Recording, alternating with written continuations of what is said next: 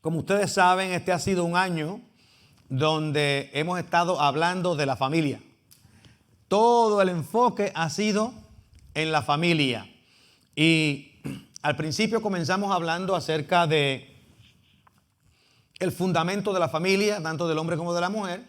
Comenzamos hablando de cómo Dios diseña el proceso de la familia. Ahora ya vamos en transición y vamos a hablar del matrimonio.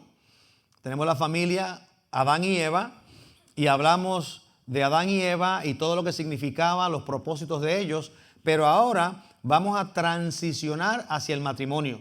Después que concluyamos esta sección del matrimonio, vamos entonces a hablar acerca de la familia específicamente en relación a los hijos y en relación a cómo se le pasa nuestra fe a los hijos. Así que el tema de hoy es que el matrimonio es una unión permanente. El matrimonio es una unión permanente. Para ello, yo quiero que, si tienen sus Biblias, vayan a Mateo capítulo 19, del verso 1 hasta el 9, y vamos a leer ahí las palabras del Señor en una conversación que tuvo con los fariseos. Y dice la palabra del Señor en Mateo 19, del 1 al 9, de la siguiente manera, con la bendición del Padre, del Hijo y del Espíritu Santo. Aconteció que cuando Jesús terminó estas palabras, se alejó de Galilea y fue a las regiones de Judea, al otro lado del Jordán. Y le siguieron grandes multitudes y los sanó allí. Entonces vinieron a él los fariseos, tentándole y diciendo: ¿es lícito al hombre repudiar a su mujer por cualquier causa? Él respondiendo les dijo: ¿no habéis leído que el que los hizo al principio, varón y hembra los hizo?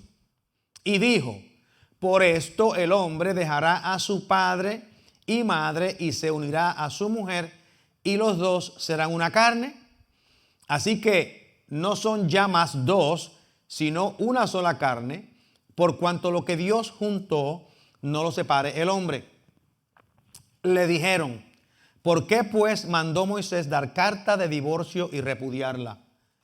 Y él dijo: por la dureza de vuestro corazón, Moisés os permitió repudiar a vuestras mujeres, mas al principio no fue así. Y yo os digo que cualquiera que repudia a su mujer, salvo por causa de fornicación, y se casa con otra, adultera. Y el que se casa con la repudiada, adultera. Oramos. Señor, te damos gracias por esta bendición y esta oportunidad de compartir en esta mañana. Y pedimos que seamos fieles a tu palabra. Que en esta mañana, Señor, podamos entender el mensaje que tú tienes para nosotros. Y que podamos, Señor, crecer juntos en este día y en este lugar. Gracias te damos por Jesucristo, que nos amó y nos salvó. En su nombre pedimos. Aleluya. Amén. Uno de los aspectos importantes de la Biblia, cuando nosotros leemos, que tiene que ver con la revelación de Dios, es el concepto de tiempo. Nosotros como creyentes, pues en muchas ocasiones leemos la Biblia y no tenemos claro cómo es que el tiempo funciona. Los escritores bíblicos, por ejemplo, entendían el tiempo porque ellos en muchas ocasiones hacían referencia al tiempo. Pero cuando escribieron, en muchas ocasiones ellos agrupaban los eventos de tal manera que cuando nosotros leemos no nos damos cuenta la cantidad de tiempo que pasa entre un evento y otro. Les traigo esto porque en muchas ocasiones nosotros nos preguntamos cómo es que nosotros podemos entender el proceso que Dios tiene para con el tiempo y qué significa eso para cómo nosotros entendemos las Escrituras. Por ejemplo, yo les hablo de esto del tiempo hoy porque, número uno, cuando Moisés escribe el libro de Génesis, al cual Cristo hace referencia en el pasaje que nosotros hablamos hoy, él escribe más de 5,000 años después de los eventos que ocurrieron en Génesis. En otras palabras, Moisés no tenía ninguna conexión de evidencia física o presencial con los eventos que ocurrieron en el Génesis. El libro de Génesis para Moisés es completamente una historia revelada. Dios le revela a Moisés los eventos que ocurrieron desde la creación hasta el final del libro de Génesis, con las historias de Abraham y de los hijos de Abraham y de los nietos de Abraham, etc. Quiere decir que cuando nosotros leemos a Moisés y vemos lo que Moisés está hablando acerca del Génesis, del plan y del diseño de Dios, él no está sencillamente tratando de comunicar algo que él presenció. Esto es algo que él no presenció. La importancia de la revelación divina es que cuando nosotros leemos la Biblia, tenemos que entender que Dios ha establecido unos patrones y ha prescrito una forma de cómo nosotros debemos de vivir. No es que solamente se dice una historia y esa historia entonces nosotros la podemos aplicar como nosotros querramos. No, hay cosas que podemos aplicar, pero cuando Dios habla o Dios revela algo acerca de su carácter, eso es prescriptivo, eso no es opcional. Y eso es lo que es importante que debemos de tener. Así que la historia de Génesis o el Génesis es tanto historia como doctrina revelada, lo que quiere decir que todo lo que hay en el libro de Génesis, desde el principio hasta el final, es algo que nosotros debemos leer entendiendo que Dios tiene un mensaje que va más allá de la historia misma. Que es un mensaje que va más profundo que la historia misma. Así que cuando Dios crea a Adán y Eva, Él no solamente creó dos personas. Él crea a Adán y Eva, pero ellos son los prototipos de todo hombre y toda mujer en la historia humana. Adán iba a tener ciertas cualidades. Eva iba a tener ciertas cualidades. Los hombres después de Adán iban a tener cualidades similares a las de Adán, tanto en su pensamiento, en su forma de ser y en su físico. Y lo mismo con las mujeres. Van a tener una forma de ser en sus pensamientos, en su físico, etc. Nosotros inmediatamente podemos saber la distinción entre un hombre y una mujer por la forma en que nosotros, nuestras apariencias y nuestros rasgos físicos se ven. Los hombres tienen una forma diferente de verse en sus rasgos físicos y lo mismo la mujer. Por eso es que a veces la gente en el día de hoy están bien confundidos. Cuando Dios crea a Adán y crea a Eva, Él creó una unidad integral. Eso quiere decir que nuestros elementos físicos y espirituales están entretejidos de tal manera que no pueden ser divisibles. En otras palabras, cuando un ser, un niño, una criatura recibe las cromosomas XX, eso significa que esa persona va a ser mujer tanto en su físico como en su aspecto espiritual emocional. Nosotros vemos en el día de hoy gente reclamando de que hombres nacen en cuerpos de mujeres y mujeres nacen en cuerpos de hombres, como si estas dos cosas fuesen totalmente divididas en la creación de Dios. Y no se dan cuenta que la creación de Dios es integrada, donde las cromosomas mismas, el ADN mismo implica e indica quiénes son los hombres y quiénes son las mujeres. Esto es bien importante porque vamos a hablar del matrimonio. Y si vamos a hablar del matrimonio, tenemos que saber cuál es el plan de Dios y cuál es lo que Dios o cómo es que Dios determina el que nosotros vamos a funcionar.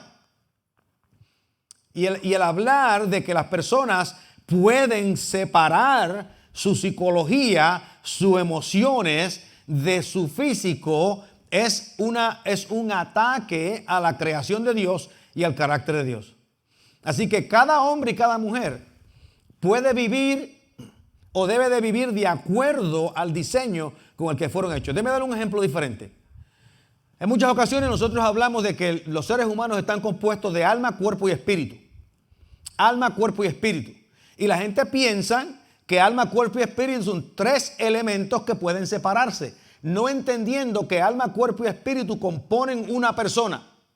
Por lo tanto, si se pudiese separar el alma, el cuerpo o el espíritu, la persona dejaría de existir. Somos integrales. Por eso es que la esperanza del creyente no es el cielo, la esperanza del creyente es la resurrección. Porque nosotros no podemos ir a ningún cielo sin resucitar y retornar de nuevo a tener nuestro cuerpo y nuestro espíritu unido en uno. Bien importante que nosotros entendamos eso, porque el ataque en contra de Dios, en contra de la iglesia, es un ataque que es ahora persistente y consistente. Y si nosotros no estamos alertas para decir la verdad de Dios, nos vamos a enredar junto con el mundo. Yo pienso que es antidios y creo que es el negar nuestra propia humanidad, el pretender que nosotros podemos ser algo diferente a lo que Dios nos diseñó. Dios diseñó a Adán y a Eva. Y cada uno de nosotros, si somos varones, somos Adanes, y si ustedes son mujeres, son Evas. Se la diseñó el diseño de parte de Dios. Otra razón que yo quiero mencionar aquí es que la revelación de Dios no es negociable. La revelación de Dios no es negociable. Si usted cree que Dios es Dios y que Dios ha hablado, la revelación de Dios no es negociable. Cuando Dios crea a Adán y Eva, Él no dijo, yo los voy a crear a ustedes y les voy a dar la opción para que ustedes vivan como ustedes quieran. Ese no fue el proyecto. El proyecto fue, yo les voy a dar a ustedes el diseño para que ustedes sean compañeros. A Eva la hizo ayuda idónea para que sean compañeros, para que procreen, para que creen familias, para que vivan en unidad, para que lleguen a ser uno. Eso no fue opcional. Esa es la forma en que deben de vivir. Así que de la misma forma que nosotros no tenemos la opción de volar, la opción de vivir bajo el agua o la opción de usar cianuro como para endulzar bizcochos o emparedados, esas son leyes físicas, pero las leyes espirituales tienen el mismo poder y la misma prescripción. Nosotros no podemos violar las leyes morales de Dios sin consecuencias. Si usted le echa cianuro a sus pasteles, yo le garantizo a usted que no va a terminar el pastel. Y cuando las personas violan las leyes físicas, tienen consecuencias. Y cuando violan las leyes morales, también tienen consecuencias. Así que cada vez que una persona viola la integridad de quien él es o ella es en su creación, ellos están intencionalmente burlándose de Dios. Eso es innegable. Yo sé que esas son palabras duras, especialmente en el día de hoy. Lo más seguro, Facebook no va a dejar que este mensaje pase por Facebook. Gracias a Dios que a lo mejor no saben español y en español pasa, pero en inglés no me dejan pasar. La gracia de Dios es tan grande que permite que los seres humanos, o hace posible que los seres humanos se arrepientan y se reconcilien con Dios. De todas maneras, vamos a regresar al mensaje de hoy, que no estamos lejos de él, pero vamos a regresar allá. Los fariseos se acercaron al Señor y vienen, como venían en otras ocasiones, a hacerle una prueba al Señor, a probarlo, a tentarlo, como dice el texto. Estaban tratando siempre de agarrar a Jesús en pifia, de agarrarlo en error, de tratar de acusarlo como un charlatán. ¿Por qué? Porque ellos decían, ¿cómo es posible que un hombre que no fue educado en ninguna de las escuelas rabínicas sepa tanto? Eso quiere decir que él se lo memorizó, alguien se lo pasó, pero si lo ponemos a la prueba, que tenga que pensar, de momento, lo más seguro no lo puede hacer. Lo más seguro no lo puede hacer. Así que el pasaje de hoy nos va a presentar uno de esos ejemplos. Uno de los ejemplos donde los fariseos vienen donde Jesucristo con el propósito y la intención específica de tratar de agarrarlo en un error. Y este caso es el caso de la pregunta del divorcio. Miren cómo ellos vienen. Dice el verso 3 de Mateo.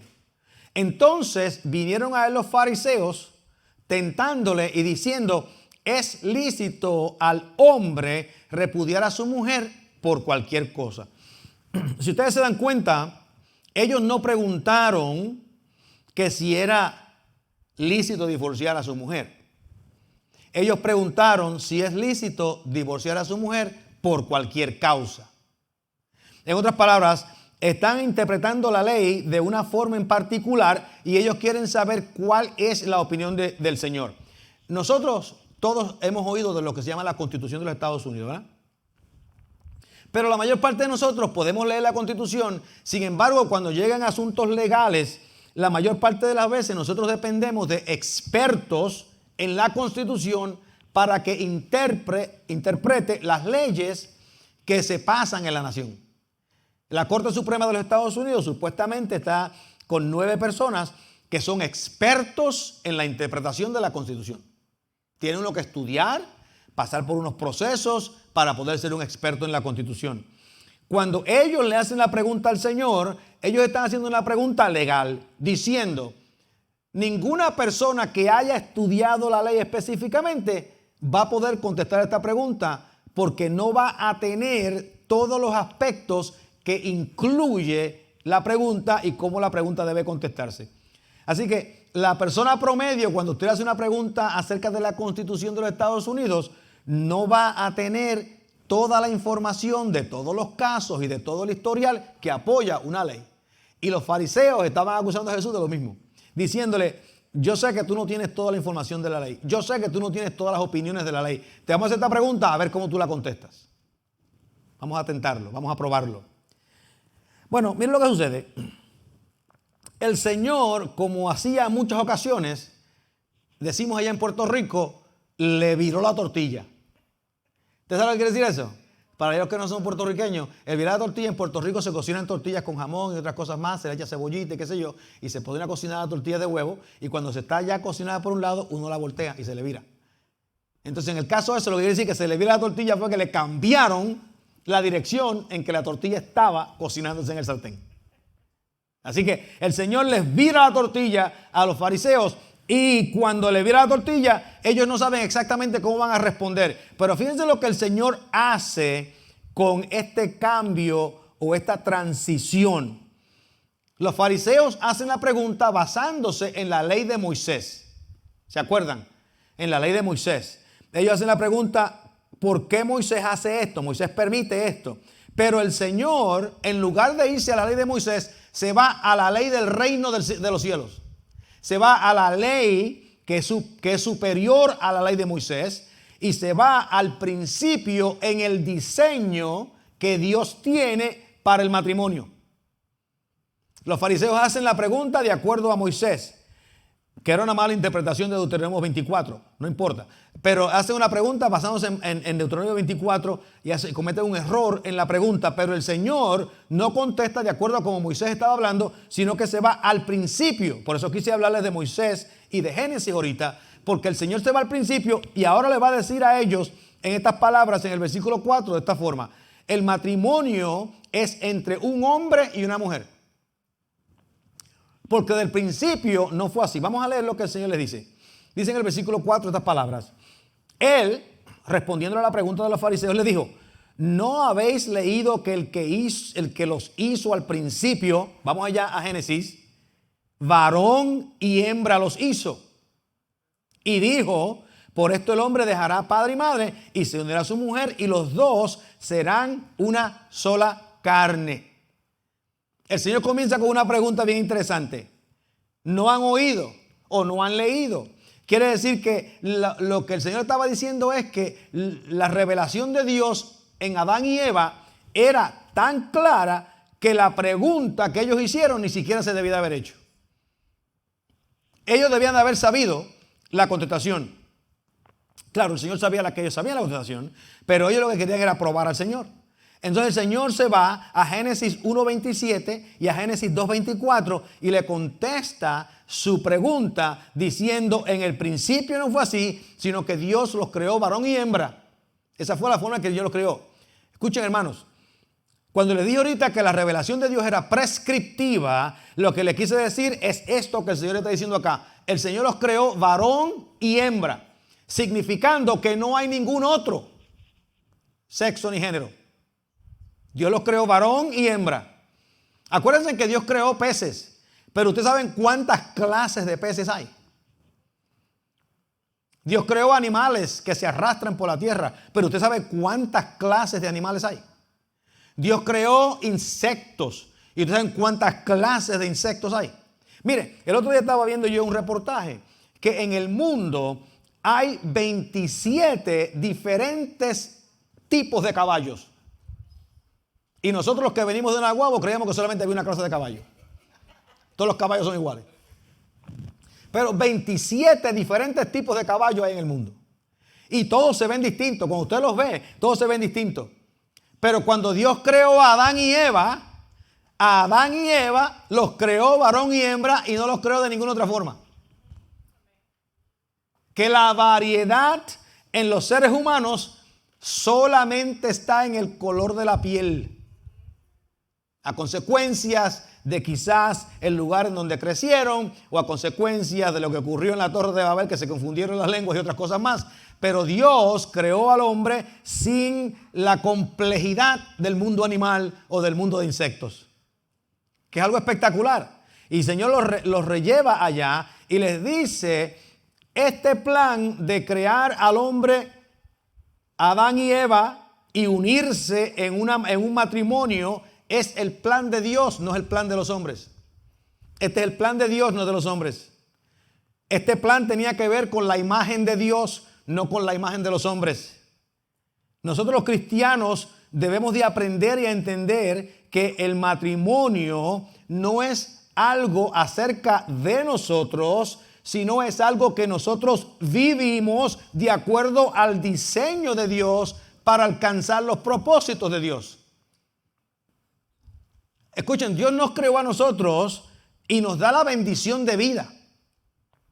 Nos da la bendición de experimentar algo que si nunca hubiésemos nacido, ni hubiéramos crecido, ni hubiésemos creados, ninguno de nosotros hubiera experimentado nada.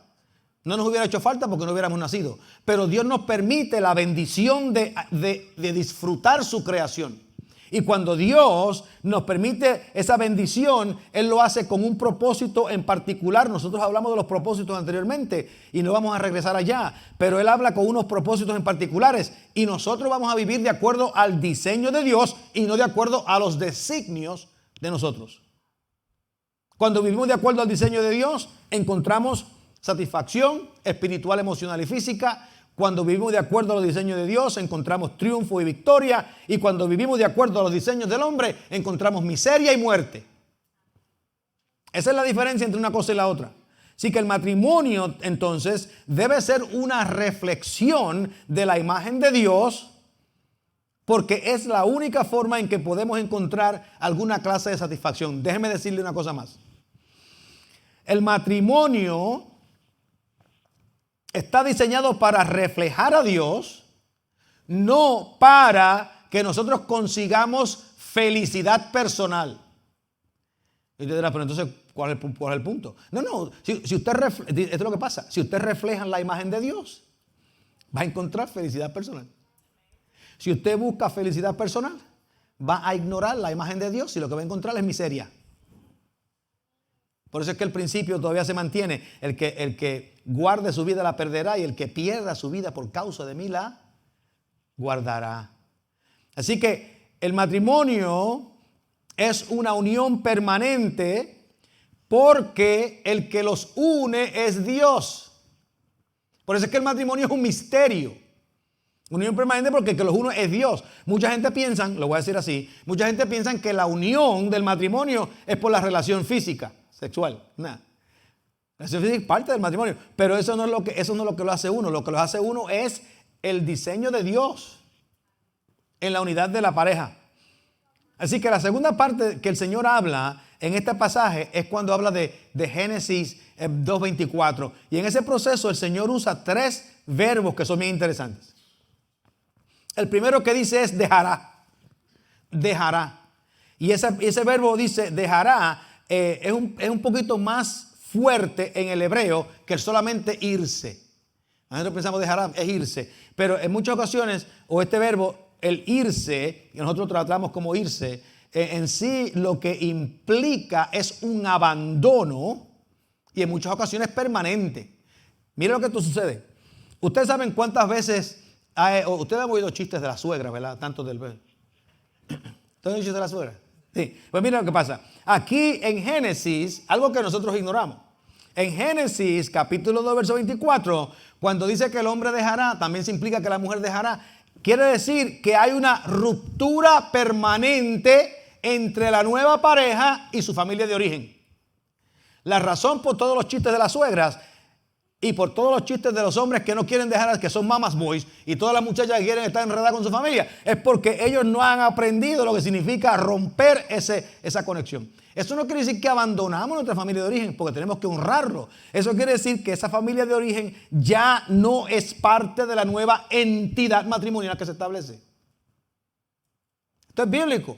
Lo que pasa es que como nosotros leemos la Biblia tan rápido, no nos damos cuenta de lo que está pasando. Pero está ahí. Así que cuando el hombre deja a su padre y a su madre, quiere decir que él rompe de una forma permanente su relación con su padre y su madre, no en términos de su relación emocional y conexión, pero en términos de ellos influenciar esa nueva entidad que nosotros llamamos el matrimonio. Amén. Pero hay algo bien interesante aquí. Algo bien interesante aquí. El Señor dice, como fue al principio. Pero hay algo bien interesante que yo le voy a decir a ustedes que a lo mejor no lo habían considerado. En los Estados Unidos, no en Latinoamérica, pero en los Estados Unidos se practica que cuando dos parejas se casan, la esposa toma el nombre del esposo. ¿Ustedes sabían que eso es bíblico? ¿Ustedes sabían que eso es bíblico? Eso es bíblico, está en la Biblia. Mire cómo suena en la Biblia. Génesis 2:23. Dijo entonces Adán, esto es ahora hueso de mis huesos y carne de mi carne. Esta será llamada Scott, porque de Scott fue tomada. Bueno, el texto dice varona, porque del varón fue tomada. Pero la mujer toma la identidad del esposo. El nombre de la esposa viene a ser una variación del nombre del esposo. Esta será llamada varona porque del varón fue sacada. Sí, eso es un mensaje divino. A veces nosotros en los países latinoamericanos hacemos el chiste, bueno, yo uso el apellido de mi mamá, o yo uso el apellido materno porque tuve madre. En Estados Unidos pues usa más que el paterno. Pero realmente hay una razón bíblica por la cual eso se hace. Y es que esta unión debe significarse o debe ser ejemplificada en todos los aspectos de la vida matrimonial de la pareja. No vayan por ahí diciendo ahora que es mandatorio de parte de Dios que tiene que coger el apellido de su esposo. Pero sí les quiero decir que hay un precepto bíblico donde la identidad de la mujer es tomada del esposo. Y eso no quiere decir que ella deja de tener su propia identidad o que deja de ser su propia persona. Eso quiere decir que cuando se convierten en uno, todos los aspectos de su relación debe de indicar de que son uno. Todos los aspectos. La otra parte que el Señor menciona es que se unirá, dejará y se unirá. Y en este caso, la palabra unirse tiene una connotación de pegamento. Como usted tiene crazy glue, pegamento, de agarrarse de unirse a. Y estas palabras todas implican ese proceso de ser uno. El hombre y la mujer ahora no son dueños de sí mismos, sino que son dueños de los dos. Es como si usted tiene una cuenta en el banco en la cual los dos pueden firmar y los dos tienen la misma autoridad. Ustedes pueden los dos firmar y tener la misma autoridad, pero ustedes no deben de hacer nada en esa cuenta que pueda hacerle daño a la otra persona. Porque no es algo que usted es dueño solo de eso. Y lo mismo ocurre con el matrimonio. Los dos tenemos dueño o somos dueños de esta cuestión matrimonial. Así que cuando nosotros empezamos a separarnos los unos de los otros por diferentes razones, estamos violentando lo que Dios diseñó para nuestra satisfacción espiritual y física. Así que el Señor estaba indicándole que la relación matrimonial es más importante, la relación matrimonial de los dos, y es más profunda en muchas ocasiones que la relación entre un padre, madre y un hijo o una hija. Por eso es que se dejará al padre y la madre. Pero en ningún momento se dice se dejará al esposo. Hay un chiste que una persona le pregunta a otra que si ella quería más a sus hijos que a su esposo. Y la señora dice, yo quiero más a mis hijos. Y ella dice, yo no te creo, porque todos los hijos los dejas con la vecina, pero tu esposo no.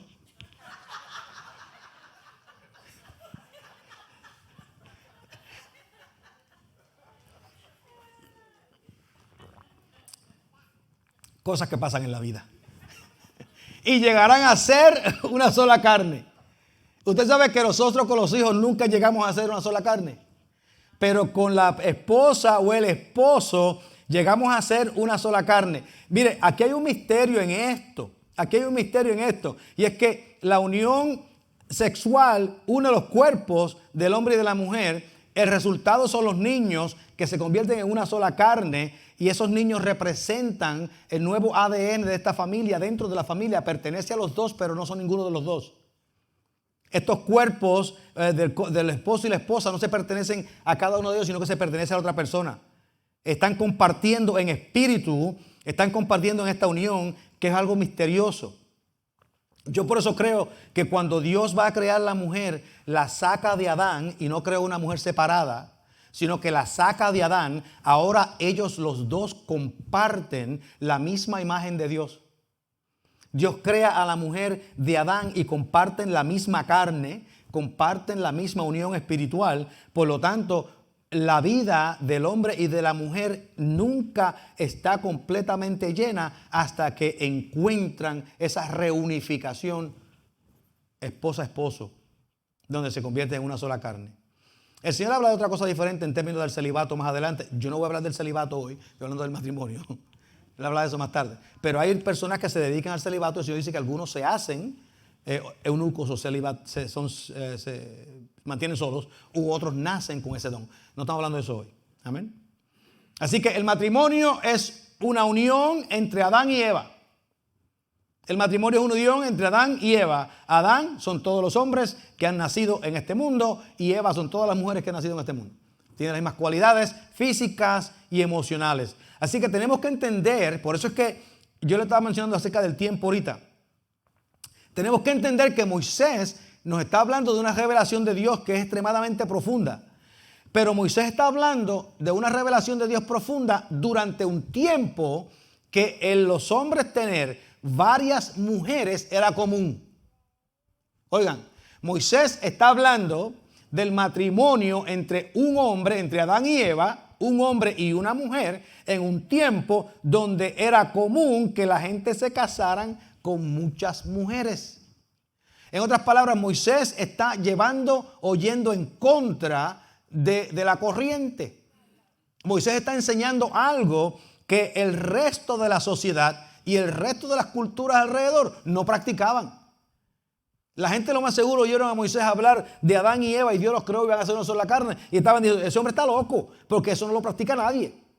Porque la cultura del mundo siempre quiere violentar el diseño de Dios para el reino. Por eso es que hoy todavía a las iglesias, a los cristianos, a los pastores nos llaman que somos de la vieja ola, que estamos viejos, que parece que estamos andando con los dinosaurios, somos cavernícolas, qué sé yo cuántas cosas, porque nosotros queremos insistir en el diseño de Dios.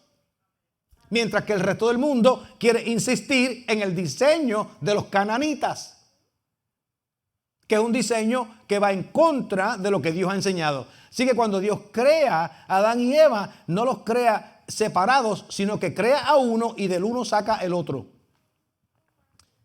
Hasta el día de hoy. Del uno saca el otro. Y muchas personas dicen, pero ¿cómo es posible que Dios todavía esté sacando a la mujer del hombre? Bien fácil. Hasta el día de hoy. Bien fácil. La chispa de vida está en la semilla que el hombre planta. Todavía todas las mujeres están siendo sacadas del hombre. Hasta el día de hoy. Los hombres son los que le dan el ADN. Por eso es que cuando, le mencioné una vez en una ocasión, por eso es que cuando quieren saber quién es el padre del muchacho, le sacan la sangre, inmediatamente saben quién es. No le sacan la sangre de la madre, le sacan la sangre del padre. Para saber quién es.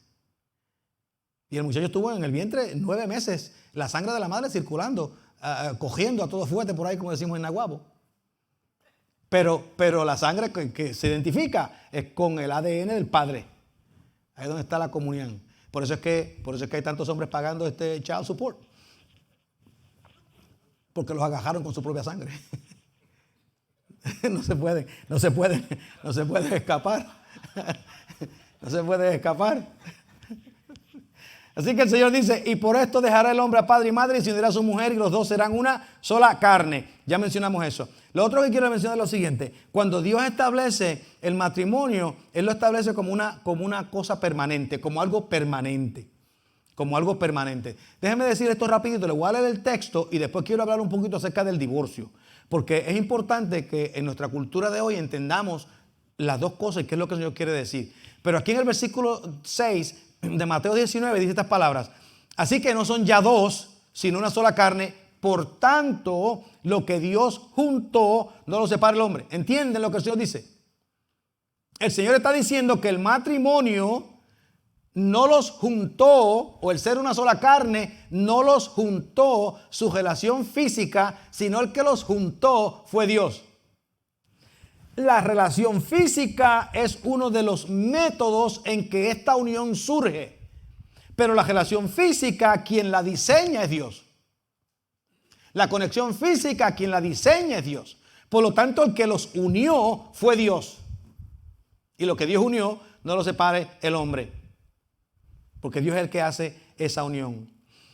El problema que tenemos hoy, como teníamos los fariseos en aquel tiempo, es que hemos abandonado tanto el plan y el diseño de Dios que hemos creado tanta miseria en la sociedad a causa del divorcio. Y déjeme decirle, hay 1.000.000 de razones por las cuales la gente se divorcia. Yo no voy ni a criticar a la gente que se divorcia, ni voy a criticar las razones por las que se divorcian, pero hay 1.000.000 de razones por las cuales la gente se divorcia. La Biblia permite, y Moisés permite, la posibilidad del divorcio en el libro de Deuteronomio, permite esa posibilidad. Y los fariseos entendían que Moisés había permitido esa posibilidad del divorcio. Pero también la Biblia, el Señor va a hablarnos un poco acerca de eso. Tenemos que reconocer que el divorcio trae problemas en las familias, trae problemas en los individuos. No importa cuán buenos queramos ser después del divorcio, siempre va a quedar un hueco, un vacío en los hijos, en las relaciones, en otro sinnúmero de cosas. Así que yo no estoy diciendo que el divorcio no se debe hacer, no se debe ocurrir, ni que una persona después que se divorcia está condenado a quedarse solo. La Biblia hace aclaraciones de eso en otros lugares. Solamente quería mencionarlo acá porque hablamos de que el matrimonio es una unión permanente y en el mismo contexto los fariseos le hacen esta pregunta al Señor. ¿Por qué pues mandó Moisés a dar carta de divorcio y repudiar a su mujer? Una aclaración. En el texto, no voy a ya leerlo ahora, pero en el texto, en Deuteronomio 24, Moisés no mandó a divorciar a su mujer. Él permitió divorciar a su mujer. Él no lo mandó. Es muy diferente dar un mandamiento que dar un permiso o que dar una opción. Moisés no mandó a que se divorciaran. Moisés permitió que se divorciaran por una razón bien en particular. Y el Señor dice esto acá. Él les dijo, el Señor, por la dureza de vuestro corazón os permitió repudiar a vuestras mujeres, mas al principio no fue así. Vuelve otra vez a Adán y Eva. Mas al principio no fue así. Se permite repudiarla, mas al principio no fue así. La unión sigue siendo de parte de Dios permanente. Dios quiere esa unión que sea permanente, pero nosotros cometemos toda clase de errores, de problemas, de dificultades, de faltas. Somos pecadores, queremos hacer lo que nos parece, somos egoístas, somos egocentristas, y no estoy acusando a nadie en particular. Es que todos los seres humanos tenemos toda clase de faltas y causa toda clase de problemas, toda clase de infidelidades. Eso no quiere decir que la persona es malo, está poseído o solamente quiere hacer daño. Eso quiere decir que nosotros como seres humanos tenemos dificultades en entender la vida. Lo que la Biblia quiere decirnos es, vamos a regresar, vamos a entender el proceso, cosa de que preparemos a nuestros jóvenes, preparemos a nuestras futuras generaciones a que puedan vivir mejor, a que tomen una decisión nueva en su relación. Ok, alguien cometió un error, cometió una falta, hubo un problema, se pelearon y cada cual salió por su lado y se divorciaron. Entendemos, esas cosas ocurren, pero algo ocurrió que los llevó a ese punto. Algo ocurrió que los llevó a ese punto. Y lo que sucede en la Escritura es que nosotros tenemos que entender que de alguna forma tenemos que tratar de cambiar ese proceso. Ustedes, yo me acuerdo que en Puerto Rico habían problemas y la gente tenía sus dificultades y la gente se divorciaban, pero cuando yo estaba creciendo como muchacho, eso de divorciarse era raro. Era visto mal y algunos matrimonios estaban miserables. Yo me acuerdo un amigo mío que tenía que nos dijo, cuando estábamos en la escuela superior, que sus padres hacía 25 años que no se hablaban, vivían en la misma casa. Pero cuando yo le digo que no se hablaban, no era que no se comunicaban bien o que tenían dificultades en conversación, no, era que ni se dirigían la palabra. Si él quería comer algo, se lo escribía en un papelito y ella lo contestaba en un papelito. Si necesitaba que le comprara leche o lo que fuera, ella lo escribía en un papelito, lo agarraba y tenían un sitio donde ponía los papelitos, pero de hablarse no se hablaban. 25 años sin hablarse. Nosotros seres humanos hacemos un montón de disparates. Dificultades que ocurren, problemas, y Dios tiene misericordia y tiene paciencia con nosotros y quiere que nosotros nos arrepintamos, que regresemos a una comunión con el Señor, pero Dios quiere que entendamos que estas cosas ocurren porque uno o los dos están endurecidos. Los divorcios, uno o los dos. Todas las personas que se divorcian pueden decir, pues fue la culpa de él o fue la culpa de ella. Bueno, pues fue la culpa de quien sea, pero uno de los dos o los dos se endurecieron, perdieron ese contacto. ¿Y cómo nosotros podemos cambiar esa premisa? Diciéndole a nuestros jóvenes, vamos a tomar el plan de Dios primero, vamos a entender el plan de Dios, vamos a vivir de acuerdo al plan de Dios. No le demos lugar al enemigo a penetrar en su relación matrimonial. Así que desde el principio, el plan original de Dios fue Adán y Eva, y todos los Adanes y todas las Evas que se iban a casar por el resto de la vida. Ese es el principio, eso es lo que Dios quería, ese es el plan de Dios y el diseño de Dios. Y eso es lo que Dios quiere, que Adanes y Evas se casen, sean satisfechos en su relación, se conviertan en uno, procreen en uno y experimenten la unidad de intimidad que existía en la Trinidad de Dios. Ese es el plan de Dios. Ese plan de Dios no ha cambiado. Ese plan de Dios no ha cambiado. Mire, cuando yo me atreví a decirle a Iris en enero de 1974, que yo todavía no le he dicho nada con ella. Le dije, tú te vas a casar un día conmigo. Ella me dijo, tú te has vuelto loco. Desde el día que yo le dije eso, yo sabía que no importara lo que pasara, íbamos a estar juntos. Tanto que en mayo me dijo que sí, que se iba a casar conmigo. Empezamos a salir. Tuvimos 5 años, después nos casamos. 43 años después, todavía seguimos. Eso no quiere decir que no tuvimos dificultades o que no ha habido problemas, la mayor parte de ellos creados por ella. Pero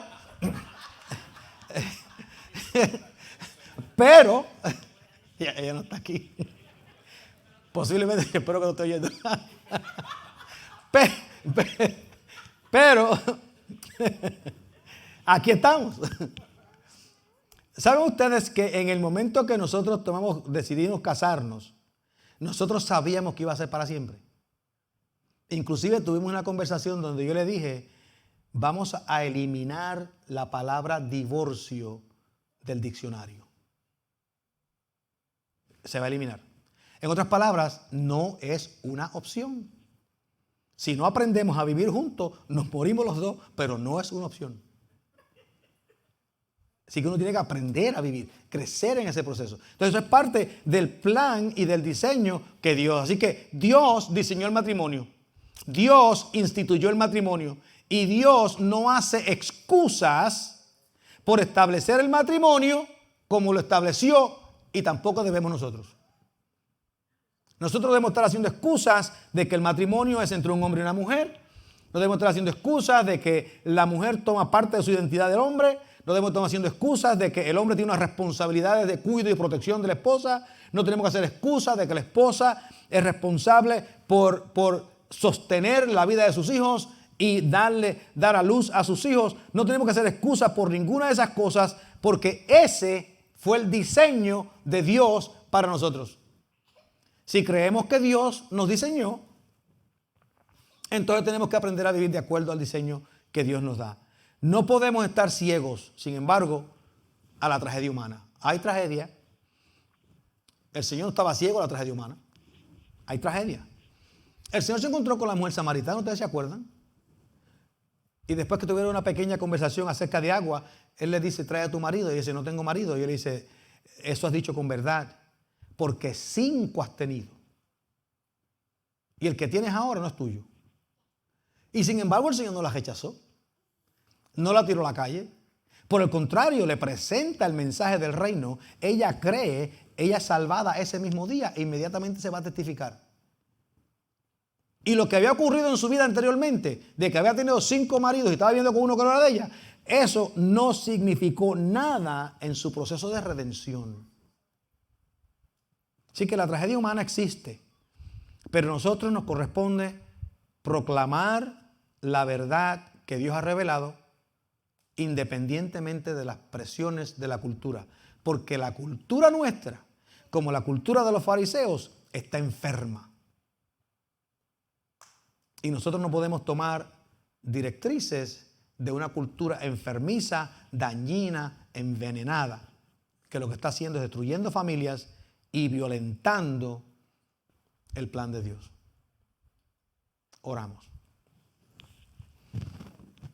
Te damos gracias por esta bendición que nos das hoy, Señor. Espero que hayamos aprendido algo nuevo o que, Señor, podamos refrescar algo que ya sabíamos. Gracias te damos por tus bendiciones. Guíanos en el nombre de Jesús en esta mañana. Aleluya. Amén.